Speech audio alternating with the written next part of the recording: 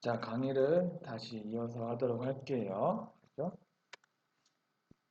지난 시간에 여기는 그냥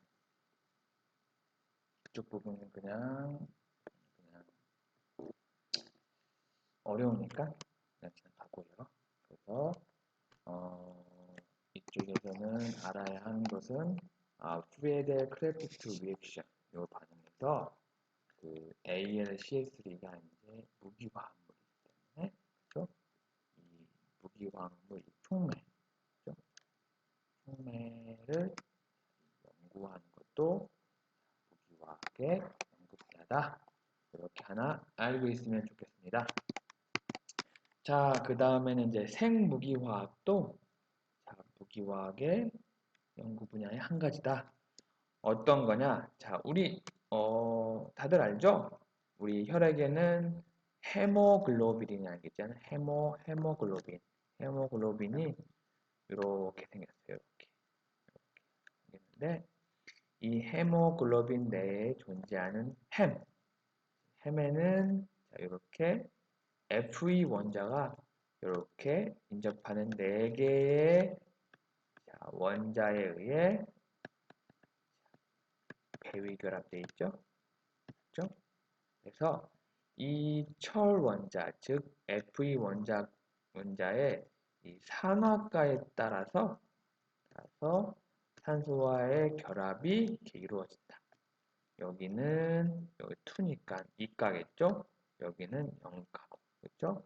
그래서 산소가 이제 그, 그, 그 산화수가 증가했기 때문에 이렇게 여기 있는 전자가 이렇게 철과 잘 결합할 수가 있어서 이런 형태가 된다. 이 정도로는 상식적으로 좀 알고 있으면 좋겠죠? 그래서 생무기화학 분야에서는 이 헤모글로빈을 대체할 수 있는 인공혈액 연구를 수행한다. 그래서 이게 질병 치료를 위한 의학화학 분야다. 그죠? 무기화학도 또 이렇게 생물에도 이렇게 관련되는 이렇게 많이 관련되어 있습니다. 여기서는 해서 이제 1장 끝났습니다. 1장은 뭐 책에는 뭐 간단하게 나오긴 했지만은 뭔가 제가 이제 좀 찾아서 우리 학생들에게 좀 더 도움 되게 하기 위해서 몇 가지 좀 추가도 하고 이렇게 해서 무기화학이라는 것은 무엇이고 그리고 무기화학에 관련된 연구 분야도 간략하게 소개를 했습니다. 자, 그러면 제 2장 원자와 분자. 원자의 분자에 관련된 내용. 뭐 일반화학을 공부를 열심히 했다고 하면 이 2장은 막 조금은 쉬울 거예요. 하지만은 되도록 그 일반화학을 넘어서는 수준으로 조금 강의를 하고 싶어서 그렇긴 한데 일단은 좀 제가 천천히 진도를 나가보도록 하겠습니다. 자, 제2장 원자와 분자. 자, 처음에는 이제 원자의 구조에 대해서 얘기를 해보죠. 자, 어떤 화합물이 있죠? 이 화합물의 이제 성질을 우리가 알기 위해서는 그 화합물이 구성하고 있는 분자를 알아야 돼요. 그렇죠? 그렇죠? 그래서 분자의 성질을 예측하기 위해서는 또 그 분자 안에 있는 원자들의 관계를 또 알아야 되겠죠? 뭐 화합물이나 분자나 같다고는 할 수가 있는데 뭐 이렇게 뭐 H2O, 뭐 HCl, H, 뭐 F, 뭐 이런 화합물이 있으면 이 화합물을 이해하기 위해선 각각 원자들끼리 어떤 결합을 하고 있는지, 그렇죠? 그리고 어떤 화학적 특성이 있는지, 그래서 이 둘 원자들 간의 관계를 이해를 해야 됩니다. 그래서 여기서도 이 책에서 말하는 것은 화합물의 성질을 이해하기 위해서는 먼저 원자에 대해서 잘 알아야 된다라고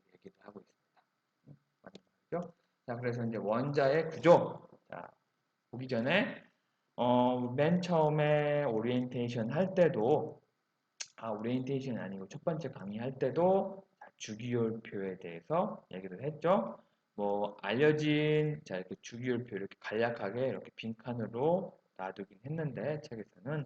그래서 멘델레프와 메이어가 각각 화학적 성질, 자, 물리적 성질을 각각 분석해서 뭘 분석했냐? 원자들을 화학적 성질과 물리적 성질을 각각 분석을 해서 이렇게 나열을 하다 보니까 이게 주기적인 성향을 나타냈다.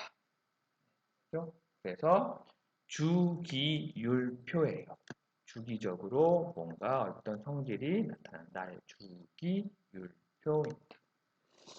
자, 그래서 뭐 주기율표는 이렇게 생겼고, 그렇죠? 그래서 자, 주기율표는 주기, 가로줄이죠, 주기, periods고 족 그룹이다. 족은 이렇게 세로, 그렇죠? 그래서 주기와 족으로 이 원소들을 구분을 한다. 그래서 주족 원소, 이게 이제 주족 원소라고 해요. 이쪽 1, 2번, 13에서 18번 여기까지를 주족 원소. 그리고 요 D 블락을 전이 금속이라고 해요. 그죠? 뭐 앞에서는 전이 금속을 전이 금속을 전이 금속은 3에서 12조까지다. 그죠? 앞에서 어떻게 말했죠? 처음에 여기서는 4인데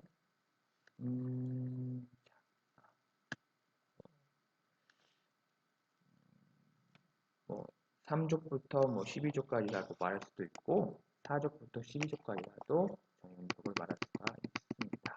이렇게 알고 있고, 자 여기서는 뭐 옛날 좀 책이기도 한데 여기서는 3족부터 12족까지를 전이금속이라고 해요.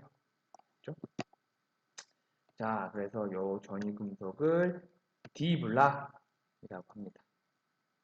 그리고 그 다음에 여기 밑에는 F블락이라고 해서 D블락은 전이금속이고 F블락은 란탄족이란 악틴족이라고도 해요. 란탄족. 자, D블락, F블락은 우리 D 오피탈 배웠나요? F 오피탈 배웠죠? D 오피탈이라는 궤도 함수에 전자가 채워져 있는 그런 금속을 전이, 그리고 F 오피탈에 전자가 채워져 있는 것을 F 블락이라고 이해를 하면 되겠습니다. 자, 족의 번호를 매기는 방법이다. 뭐 주족에 대해 고전적인 번호는 뭐 이렇게 로마 숫자 표현이죠. 1, 2 이렇게 표현을 하고 주로 IUPAC이라고 해서 우리에서 이 IUPAC 요런 화학에서 유명한 소사이어티죠. IUPAC이 추천하는 바대로 1쪽부터 18까지 이렇게 연속해서 매기는 방법이 있다. 그렇죠? 그래서 그리고 여기 F블락, 요 란탄족과 악틴족은 유사성이 결여돼서 숫자를 붙이지는 않는다. 이렇게 알고 있으면 되겠습니다. 자, 그 다음에 이제 양자역학의 원리에 대해서 좀 배우도록 하겠습니다. 양자역학이라고 하면 좀 더 다들 어려워 할 것 같아요. 그래서 그렇게 많이 어려운 건 아닌데 뭐 쉽게 얘기하면 또 쉽게 얘기할 수 있고 또 어렵게 얘기하면 어렵게 얘기할 수 있는데 좀 쉽게 좀 해봅시다. 자, 먼저 이 양자역학의 원리를 설명하기 위해서 수소에 관해서 얘기를 해봐요. 왜냐면 수소는 그죠? 전자를 한 개 가진 원자이기 때문에 이게 굉장히 양자역학을 설명하기 위한 가장 간단한 모델이 될 수 있어요. 그렇죠? 그래서 예전 이런 쪽 양자역학에 대해서 어, 어, 원리를 설명하신 유명한 분들도 다 수소 원자를 기준으로 먼저 이야기를 좀 알아볼까요? 자, 수소는 전자를 한 개를 가진 원자다. 그죠? 여기 밑에 보면 이렇게 뭐 이렇게 선 스펙트럼이 나죠. 선 스펙트럼. 그죠? 선으로 이렇게 이제 선 스펙트럼이 나잖아요. 요거는 수소 기체, 요거는 헬륨 기체. 그죠? 뭐 어떤 진 공간 안에 여기다가 소량 수소 기체를 넣고 그죠? 이렇게 과전압 여기서는 5000볼트죠. 볼트를 주었을 때는 이렇게 선 스펙트럼이 이렇게 나타납니다. 그리고 헬륨일 경우에도 이렇게 선 스펙트럼이 나타나는 것을 알 수가 있습니다. 자, 하지만 자, 우리가 지금 밖에 나가면 받을 수 있는 이 태양 에너지는 어떤 슬릿이라고 하는데 여기 이렇게 그러니까 슬릿이라는 하는 게 이 태양 빛이 이렇게 사방으로 퍼지는데 이렇게 하나의 방향으로 이렇게 들어가는 요 빛만 필터링을 하는 거예요. 그래서 이것들을 이 하나의 선을 프리즘을 통해서 이렇게 해보면 이렇게 선이 아닌 연소적인 연속 스펙트럼을 가지고 있습니다. 그렇죠? 자, 수소일 경우에는 자, 이 수소 기체에 전압을 가하면 이렇게 선 스펙트럼을 나타내는데 태양빛은 이렇게 연속 스펙트럼을 나타낸다. 자, 왜 그러냐? 왜 그러냐? 자, 요거에 대해서 이제 공부를 하는 겁니다. 왜 그러냐? 먼저 수소에 대해서 먼저 볼게요. 자, 원자를 방전시켜서 원자를 방전시킨다는 게 이 원자에 에너지를 가해서 이렇게 어떤 에너지를 가하면 이 원자가 높은 상태로 되겠죠? 이 높은 상태는 여기 밑에 있네요. 자, 원자를 방전시킨다는 것은 자, 이렇게 여기가 이제 바닥 상태예요, 바닥 상태. 그러니까 여기 만약에 수소라고 하면 여기에 에너지를 아무것도 가하지 않은 상태. 여기에 이제 N1, 즉 에너지 1, 요 상태인데 여기다가 에너지를 가하면 이렇게 요만큼의 에너지를 가하면 이렇게 N2 상태, 에너지 상태로 돼요. 그래서 이 상태는 에너지가 크고 불안정하기 때문에 다시 에너지가 이렇게 감소가 됩니다. 그래서 이 감소된 에너지만큼을 이렇게 빛으로 이렇게 나타내는 거예요. 그렇죠? 이 빛을 나누어 보면 이렇게 선 방출 스펙트럼으로 이렇게 볼 수 있다. 그렇죠? 태양빛과 다르게. 그래서 이렇게 선 스펙트럼으로 이렇게 돼 있는 것을 이 현상을 보어라는 사람 많이 들어봤죠? 보어라는 사람이 수소의 양자화된 에너지 중위들 사이에서 일어나는 전자전이다 라고 라고 얘기를 했습니다. 자, 여기서 또 양자화 이게 뭐냐 어렵다 하잖아요. 자, 양자화라는 얘기는 이렇게 뭐냐? 자, 예를 들면 자, 우리 돈 단위를 생각해 보면 1원, 2원, 3원, 4원, 뭐 쭉쭉쭉 10원 이렇게 있죠. 근데 1.1원, 1.2원 이게 없죠? 그렇죠. 그래서 이렇게 정수로 이렇게 딱딱 끊어진 거를 양자화라고 합니다. 조금 이해 가나요? 양자화? 그러니까 이 수소의 전자에 대한 에너지 도식화 그림을 보면 이렇게 어떤 에너지를 받게 되면 이 상태를 가지고 이 상태만을 가진다. 이 중간에 있는 상태를 가지지 않는다. 그렇죠? 그래서 이렇게 이 에너지 상태가 이렇게 두 개로 이렇게 나누어지는 것을 양자화되어 있다. 라고 이해를 하면 되겠습니다. 자, 그럼 양자화라는 게 좀 이해를 갔나요? 여기서부터 좀 잘 잡아가야 되거든요. 양자화. 이해를 했을 거라고 생각을 합니다. 양자화. 그래서 자, 좀 더 얘기를 하자면 양자화라는 게 이렇게 선수드럼이 하나 이렇게 있고 두 개 있죠? 이렇게 분리된 거. 이렇게 분리됐죠? 이렇게. 이게 양자화되어 있다 그래요. 양자화. 알겠죠?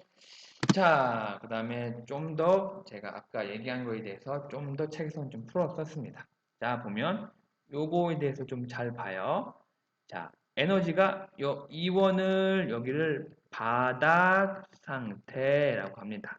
즉 H2, 즉 본연의 그 에너지 상태를 말해요.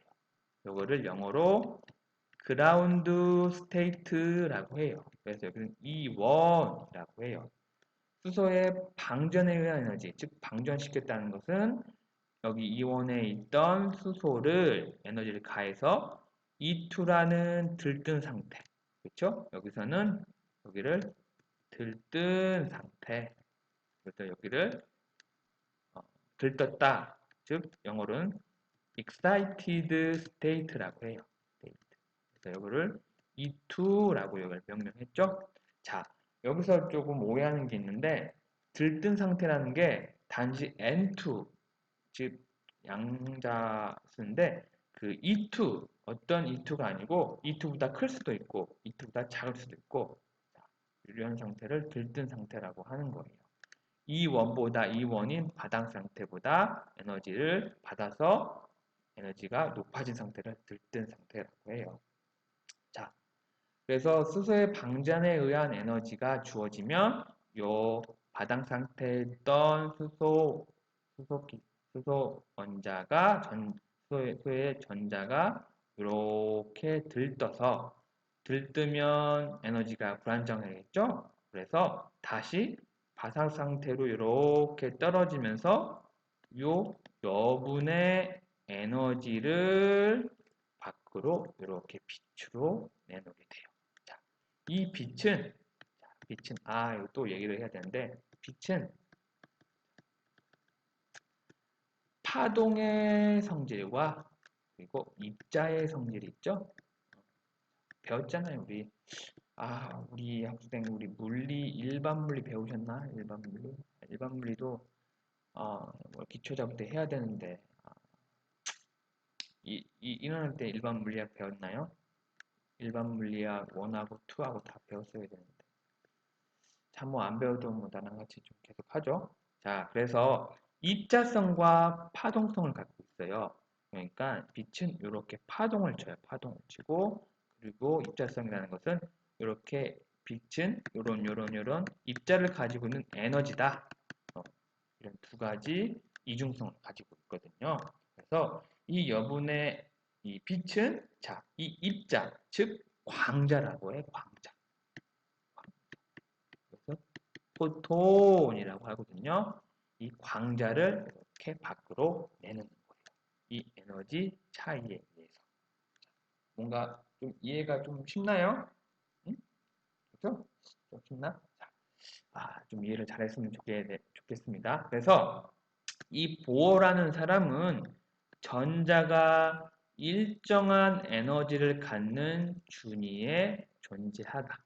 그러니까 이 n하고 n2와 사이에 있는 이 여기 어떤 에너지에 존재하는 게 아니라 전제가 일정한 이렇게 일정한 에너지 준위를 갖고 있다. 이게 양자화되었다고 했죠? 퀀타이즈드. 그죠? 그래서 어느 정도 이상의 에너지를 아이고 좀 이게 좀 더럽네. 잠깐만요. 지워야겠다.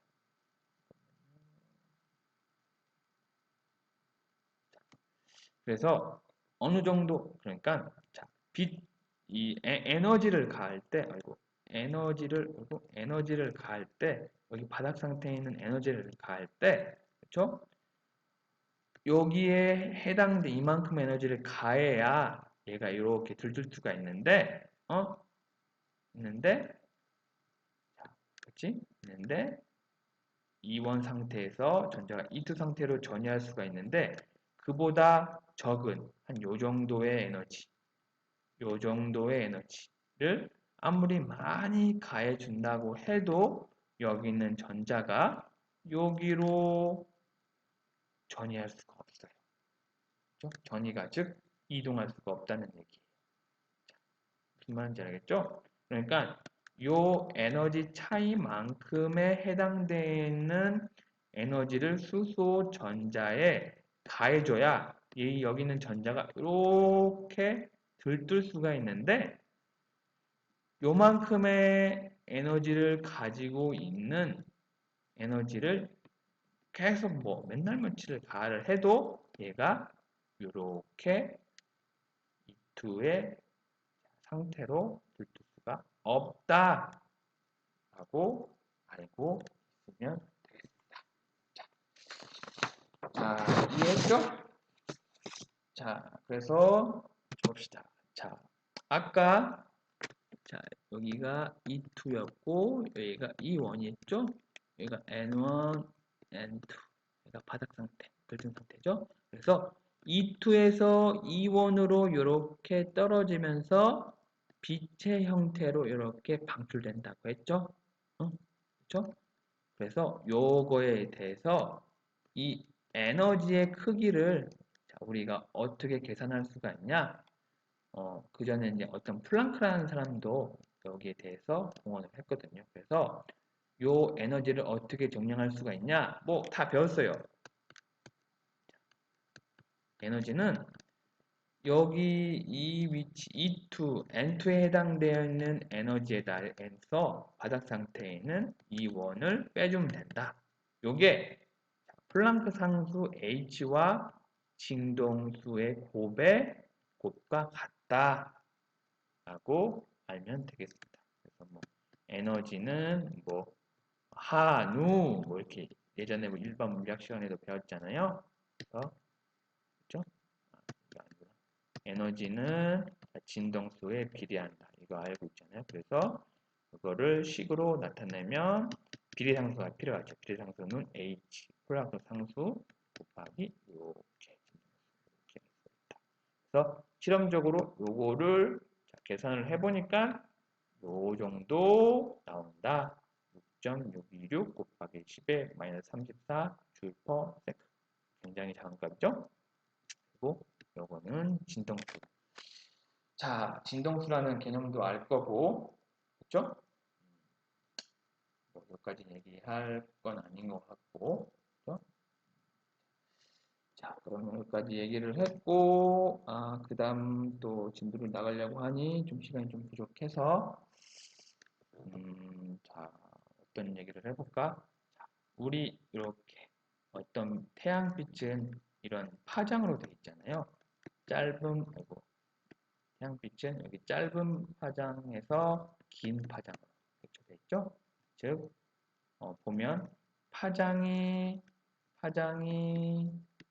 짧을수록 에너지가 크죠. 그죠? 파장이 작을수록 에너지가 작다. 이런 개념 알고 있죠? 그죠?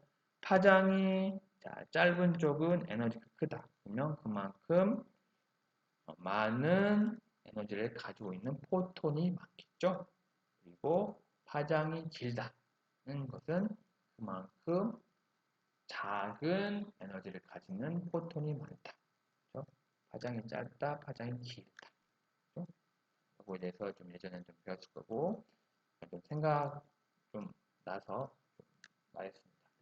자, 그러면 이번 주는 요 정도까지 하면 좋겠습니다. 네, 여기까지 할게요.